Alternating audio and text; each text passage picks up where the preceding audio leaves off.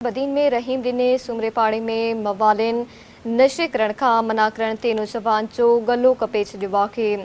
मवालिन नौजवान आदिल शीदी जो गलो कपे सख़्त ज़ख़्मी करे विधो। नौजवान के इंडस अस्पताल मां तिबी इमदाद ते गणती चोगी हालत में हैदराबाद रेफर कियो वियो। पुलिस जवाबदार सरफराज के गिरफ़्तार करे वरितो आहे। अवां खे ख़बर ॾियूं पिया। बदीन में रहीम ॾिने सूमरेपाड़े में मवालिन नशे करण खां मना करण ते नौजवान जो गलो कपे छॾियो आहे। मवालिन नौजवान आदिल शीदीअ जो गलो कपे सख़्त ज़ख़्मी करे विधो।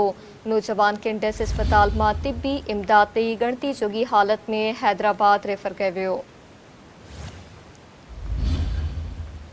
पुलिस जवाबदार सरफराज के गिरफ़्तार करे वरितो आहे।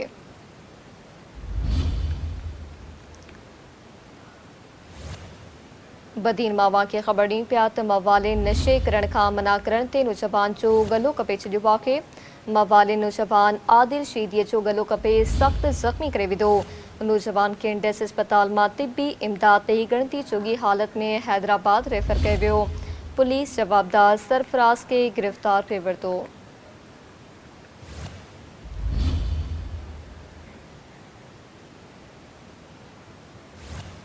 बदीन मां खे ख़बर ॾियूं पिया त मवालिन नशे करण खां मना करण ते नौजवान जो गलो कपे छॾियो आहे। मवालिन नौजवान आदिल शीदीअ जो गलो कपे सख़्त ज़ख़्मी करे विधो। नौजवान खे इंडस अस्पताल मां तिबी इमदाद ते गणती चोगी हालत में हैदराबाद रेफर कियो वियो। पुलिस जवाबदार सरफराज के गिरफ़्तार करे वरितो आहे। तफ़सील मलकनासी बदीन मां Sindh TV news reporter Abdul Shakoor Memon Khan. Chief Shakoor Memon आगाह कजो। जी बिल्कुल बदीन में खुश्की रोड से गोठ रहीमन सूमरे में मवालिन के पान में विढ़ण खां पोइ मवालिन के झेड़े दौरान नशो न पीअण तां मना करण ते वाटड़ू नौजवान के मना करण वारे के जेको आहे तो मवालिन छुरी हणी जो गलो कपे छॾियो आहे।